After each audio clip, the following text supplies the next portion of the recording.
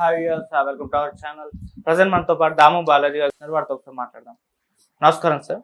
నమస్తే సార్, ఇండియాకు వస్తున్న ఒక షిప్ పైన ఇరాన్ వాళ్ళు దాడి చేయడం జరిగింది సార్. ఇప్పుడు దీన్ని భారత ప్రభుత్వం కూడా తీవ్రంగా ఖండించింది. రీసెంట్ గానే చూసాం, ఇరాన్ చెందిన ఒక షిప్ నేమో అమెరికా వాళ్ళు పేల్చేశారు. ఇప్పుడేమో ఇండియాకు వస్తున్న షిప్ ని ఇరాన్ వాళ్ళు పేల్చేశారు. సో ఈ విధంగా దాడులు అయితే ఇండియా పైన కూడా జరుగుతూ ఉన్నాయి. సో ఇప్పుడు ఇరాన్ కి ఇండియాకి మధ్య దూరం పెరిగిపోయినట్టున ఇష్యూ ద్వారా ఒక యుద్ధ వాతావరణం కూడా నెలకొందని అంటున్నారు. అసలు ఏం జరిగింది ఇష్యూలో, ఏంటి ఆ షిప్, మరి ఇరాన్ వాళ్ళు ఎందుకు పేల్చేశారు సార్?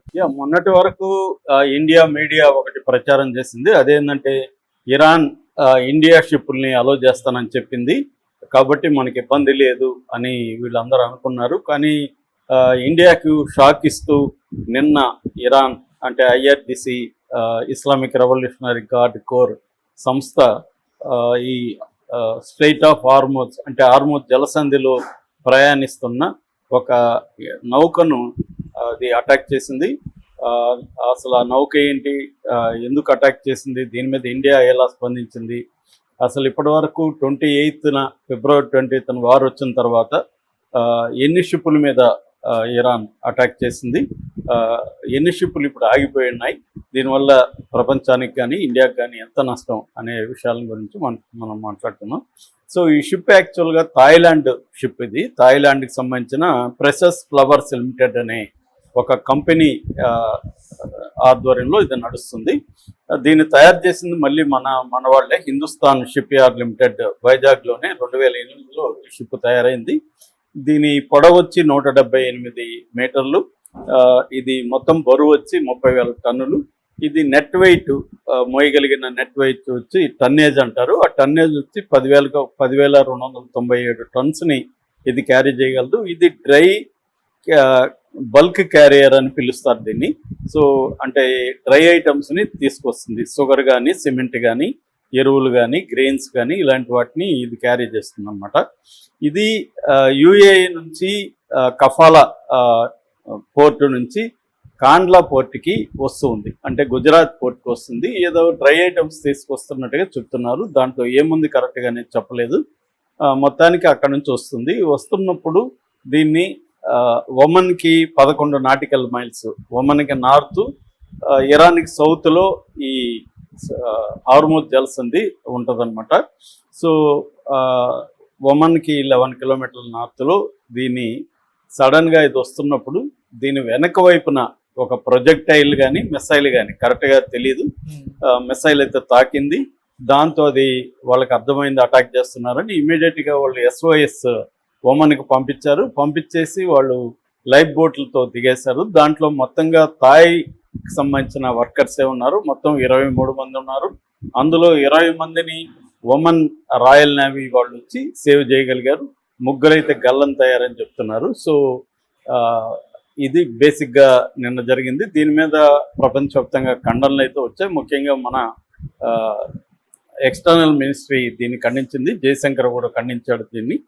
సో ఇలాగా చేయడం కరెక్ట్ కాదు అనేది చెప్పారు.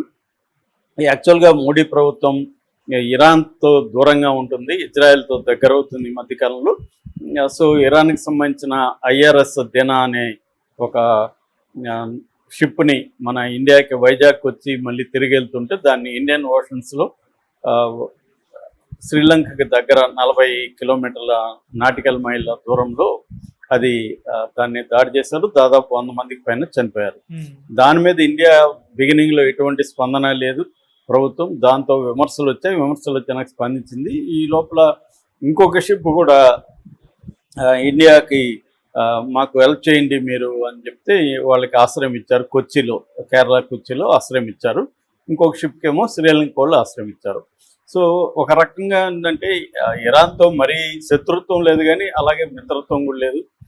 ఇరాన్ మీద దాడి కానీ, ఇరాన్లో 125 మంది చిన్నపిల్లలు చనిపోతే ప్రపంచం అంతా ఖండించినా కూడా ఇండియా ఖండించలేదు.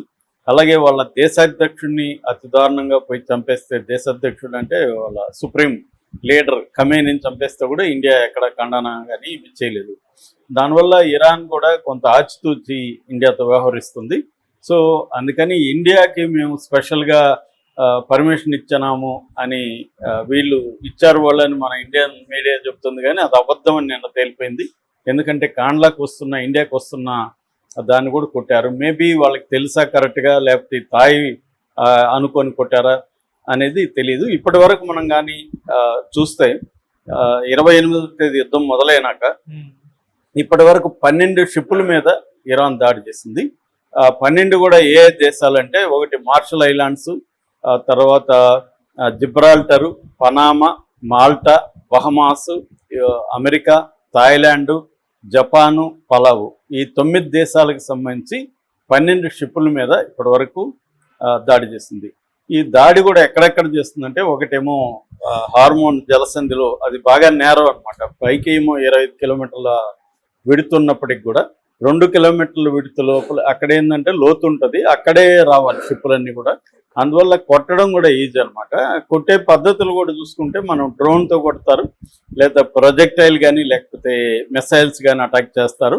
తర్వాత రిమోట్ కంట్రోల్ బోట్స్ ఉంటాయన్నమాట. ఆ బోట్స్ రిమోట్ కంట్రోల్ ద్వారా బోట్స్లో వెపన్స్ పెట్టి బోట్స్ ద్వారా అటాక్ చేస్తారు. అలాగే సముద్రంలో అక్కడ మైన్స్ కూడా పెట్టుంటారు. మందుపాత్ర రోడ్లు అయితే ఎలాగ మందుపాత్రలు పెడతామో అక్కడ కూడా రూట్లో మందుపాత్ర పెట్టి వాటిని కూడా పేల్చడం అనేది చేస్తారు. ఈ 4 పద్ధతుల్లో షిప్పుల మీద అటాక్ చేస్తున్నారు. అటాక్ చేసే ఏరియాలు చూసుకున్నప్పుడు, ఒకటేమో ఈ హార్మోన్ జలసంధి, రెండోది ఒమన్ వాటర్స్లో కూడా చేస్తారు, మూడోది యుఏఈ, ఇరాక్, తర్వాత బహ్రెయిన్, సౌదీ అరేబియా, వీళ్ళ వాటర్స్లో కూడా ఇప్పటి వరకు ఈ అటాక్స్ అనేవి చేసుకుంటూ వచ్చారనమాట. సో ప్రధానంగా అటాక్స్ ఎందుకు చేస్తారనేది మనం చాలాసార్లు చెప్పుకున్నాం. ఎందుకంటే 20% ఆయిల్, 25% ఎల్ఎన్జి ఇక ప్రపంచంలో ఇక్కడ నుంచే రావాలి. సో దీన్ని కట్ చేయడం ద్వారా ఆయిల్ సంక్షోభాన్ని క్రియేట్ చేసి ఆయిల్ రేట్లు అనేవి దాదాపు $150 నుంచి $200 వరకు పెరగాలి. నిన్ననే ఐఆర్జీసీ ప్రతినిధి కూడా చెప్పాడు, మా టార్గెట్ $200 బ్యారెల్ ఆయిల్ పెరగాలి, అప్పుడు సంక్షోభం వస్తుంది, అప్పుడు అమెరికా మీద ప్రెజర్ వస్తుంది. ఆల్రెడీ ట్రంప్కి రోజుకి 50 కాల్స్ వస్తున్నాయి. ప్రపంచవ్యాప్తంగా అధ్యక్షులు, ప్రధానమంత్రులు, ప్రతినిధులు ట్రంప్ ఆఫీస్కి ఫోన్లు చేస్తున్నారు, రోజు ప్రెజర్ చేస్తున్నారు. ఈ ప్రెజర్ చేయాలని ఈ ఇరాన్ ఈ టార్గెట్ చేస్తుంది. సో క్లియర్గా ఏంటంటే, చైనాకి మాత్రమే ఇప్పుడు వదులుతున్నట్టుగా తెలుస్తుంది. చైనాకి కొన్ని పాకిస్తాన్, బంగ్లాదేశ్ లాగా మాత్రం వదులుతున్నట్టుగా తెలుస్తుంది. ఇండియాకి ఏమో ఇప్పటివరకు ఏమీ వదులుతున్నట్టుగైతే లేదు. నిన్న ఇండియాకి వస్తున్న దాని మీద కూడా కొట్టారు. ఇప్పటివరకు ఏమైందంటే, దీనివల్ల ఈ హార్మూజ్ జలసంధి దగ్గరలో అంటే ఎక్కడెక్కడంటే Saudi Arabia, Iraq, Qatar, UAE కోస్ట్లో ఇప్పటివరకు 200 షిప్పులు ఆగిపోయాయి. ఈ 200 అంటే దీంట్లో ఆయిల్ ట్యాంకర్స్ ఉన్నాయి, సిఎన్జి వెసల్స్ ఉన్నాయి, తర్వాత కార్గో షిప్స్, ఈ 3 రకాల షిప్పులు